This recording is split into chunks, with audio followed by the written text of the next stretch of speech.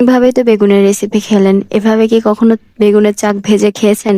এটা খেতে যে কতটা মজা লাগে যারা খেয়েছে তারা জানে। গরম ভাত বা সাদা পোলাওয়ের সাথে এটা পুরা জমে যায়। আচ্ছা, কথা না বাড়িয়ে খুব সহজেই দেখিয়ে দেব। ১০ মিনিটের মধ্যে রান্না করে ফেলতে পারবে। বেগুনগুলো কেটে ধুয়ে তারপরে আমি এখানে একটু রেখে দিয়েছিলাম যাতে পানিটা ঝরে যায়। বেগুনের গায়ে একটু চাকচাক করে দিয়েছি, অবশ্যই দেখতে পাচ্ছ তোমরা। তারপরে কয়েকটা পেঁয়াজ দিয়ে দিলাম, তারপরে রসুন বাটা, আদা বাটা আর জিরা বাটা এগুলো দিয়ে দিলাম। তারপরে দিয়ে দিলাম হচ্ছে মরিচের গুঁড়া, তারপর স্বাদ মতো লবণ, তারপরে দিয়ে দিয়েছি হলুদের গুঁড়া। এখানে তোমরা চাইলে ধনিয়া গুঁড়াটা অ্যাড করতে পারো।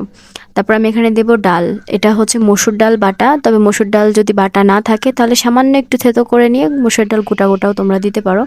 আর এখানে দিয়ে দেবো একটু সরিষার তেল। সরিষার তেলটা দিবে, তাহলে এটা খেতে অনেক বেশি ভালো লাগবে। যদিও এটা সয়াবিন তেলে আমি ভাজবো, তারপর একটু সরিষার তেল সামান্য দিলে গন্ধটা অনেক ভালো আসে। দেখতে পাচ্ছ আমি হাত দিয়ে এগুলো মাখিয়ে নিচ্ছি সুন্দরভাবে বেগুনের গায়ে যাতে মশলাগুলো লেগে যায়। এভাবেই তোমরা দিয়ে দিবে। আমি ভিডিওতে দেখিয়ে দিচ্ছি কিভাবে আমি মাখিয়ে নিয়েছি। তোমরা এইভাবে মশলাগুলো বেগুনের গায়ে মাখিয়ে নেবে। এরপর আমি একটা ফ্রাই প্যানে তেল গরম করে নিব।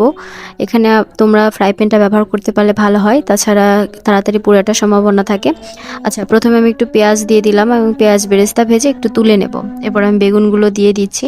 বেগুনগুলো দিয়ে দিব আমি এখানে অবশ্যই হাই ফ্লেমে রাখবে, তাছাড়া বেগুনের গায়ে যে মশলাগুলো আছে সেগুলো ছাড়া ছাড়া হয়ে যাবে। তো হাই ফ্লেমে মশলাগুলো বেগুনের গায়ে লেগে যাওয়া পর্যন্ত অপেক্ষা করব। প্রায় 2 মিনিটের মতো হাই ফ্লেমে ভেজে নিলে মশলাগুলো গায়ের সাথে লেগে যায়। দেখতে পাচ্ছ আমি উল্টে দিচ্ছি কিন্তু মশলাগুলো গায়ের সাথেই আছে খুব সুন্দরভাবে।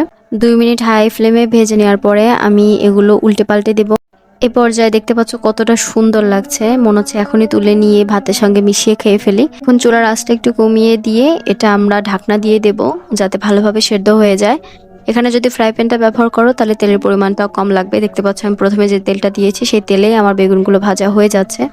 বেগুনগুলো উল্টে পাল্টে একদম সেদ্ধ হয়ে আসলে আর কালারটা একটু ধরে গেলে তখনই আমরা নামিয়ে ফেলবো। এর বেশি ভাজার কোনো প্রয়োজন নেই। দেখতে পাচ্ছ এই পর্যায়ে আমার কালারটা প্রায় ধরে এসেছে। এই পর্যায়ে আমি বেগুনগুলো উল্টে পাল্টে দিয়ে এগুলো এখন নামিয়ে নেব।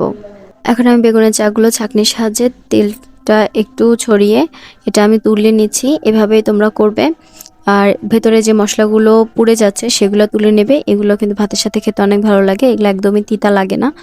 তো দেখতে পাচ্ছ আমি আবার দিয়ে দিচ্ছি, যেহেতু আমার দুটা বেগুন আমি এখানে ভেজেছি, তো দুইবারই আমি ভেজে নিলাম এখানে। তারপরে আমি এখানে তুলে নিচ্ছি। ভিডিওর এই পর্যায়ে তোমাদের কাছে ছোট্ট একটা অনুরোধ থাকবে, একটা লাইক দিয়ে আমার ভিডিওটা দেখা কন্টিনিউ করবে। আর চ্যানেলে নতুন হয়ে থাকলে একটা সাবস্ক্রাইব করতে কিন্তু ভুলবে না। দেখতে পাচ্ছ কতটা সুন্দর লাগছে বেগুনগুলো। এগুলো কিন্তু সাদা পোলাও বা ভাতের সাথে খেতে অনেক বেশি ভালো লাগে।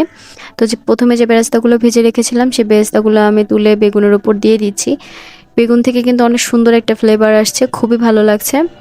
আজকের ভিডিওটা এই পর্যন্ত। সবাই ভালো থাকবেন, সুস্থ থাকবেন আর ভিডিও দেখে আমার পাশেই থাকবেন। এতক্ষণ আমার ভিডিও দেখার জন্য অসংখ্য ধন্যবাদ।